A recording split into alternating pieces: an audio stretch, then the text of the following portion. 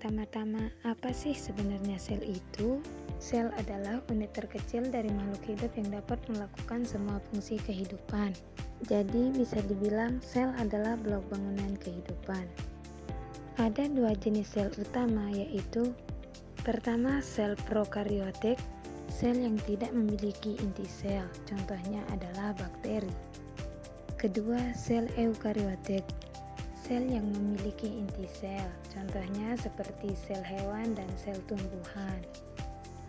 Ciri-ciri sel prokariotik. Pertama, tanpa inti sejati. DNA terletak di nukleoid, bukan di membran inti. Kedua, ukurannya kecil, umumnya berukuran 0,1 hingga 5 mikrometer. 3. Struktur sederhana, tidak memiliki organel terikat membran seperti mitokondria dan retikulum endoplasma.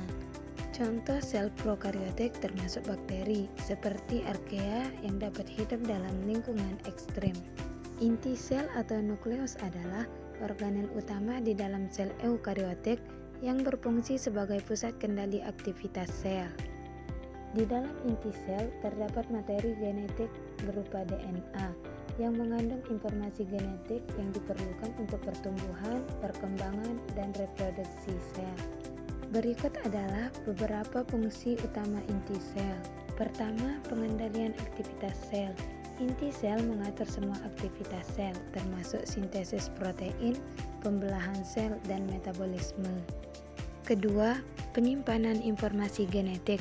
Inti sel menyimpan DNA yang membawa informasi genetik yang diwariskan dari satu generasi ke generasi berikutnya. Ketiga, replikasi DNA. Saat sel membelah, DNA di dalam inti sel bereplikasi untuk memastikan setiap sel anak menerima salinan materi genetik yang sama. Keempat, transkripsi RNA. Inti sel juga berfungsi sebagai tempat transkripsi DNA menjadi RNA, yang kemudian akan diterjemahkan menjadi protein. Secara struktural, inti sel terdiri dari membran inti atau yang memisahkannya dari sitoplasma, nukleus atau tempat sintetis ribosom, dan kromatin atau DNA dan protein yang membentuk struktur kromosom. Sitoplasma terdiri dari cairan seperti gel yang disebut sitosol, serta berbagai struktur seluler lain seperti organel, mitokondria, ribosom, retikulum endoplasma, dan lain-lain. Fungsi utama sitoplasma. Pertama, tempat terjadinya reaksi kimia seluler. Kedua, melindungi organel. Sitoplasma menjaga dan melindungi organel sel dari kerusakan fisik atau tekanan luar. Ketiga, transportasi zat.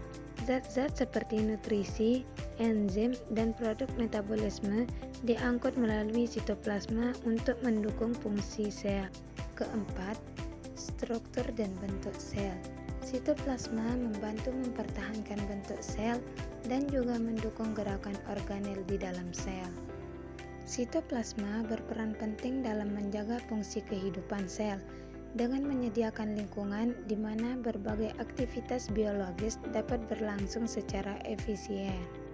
Membran sel adalah struktur tipis yang membungkus seluruh bagian sel dan berfungsi sebagai pelindung serta pengatur lalu lintas zat keluar masuk sel.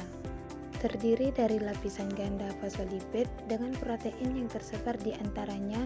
Membran sel bersifat semi-permeabel, yang berarti hanya memungkinkan molekul tertentu untuk melewati, seperti air, oksigen, karbon dioksida, dan nutrisi lainnya, sambil menghalangi zat-zat berbahaya atau yang tidak dibutuhkan sel. Selain itu, membran sel juga berperan penting dalam komunikasi antar sel, pengenalan sinyal kimia, dan menjaga keseimbangan lingkungan dalam sel. Struktur ini sangat penting bagi kelangsungan hidup dan fungsi sel, baik pada organisme uniseluler seperti bakteri maupun organisme multiseluler seperti tumbuhan dan hewan. 3. Pengenalan metabolisme. Metabolisme adalah seluruh reaksi kimia yang terjadi di dalam sel makhluk hidup untuk mempertahankan kehidupan. Jenis-jenis metabolisme ada dua, yaitu katabolisme dan anabolisme.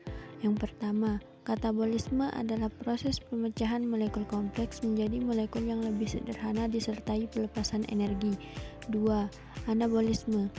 Anabolisme adalah proses pembentukan molekul kompleks dari molekul sederhana yang memerlukan energi.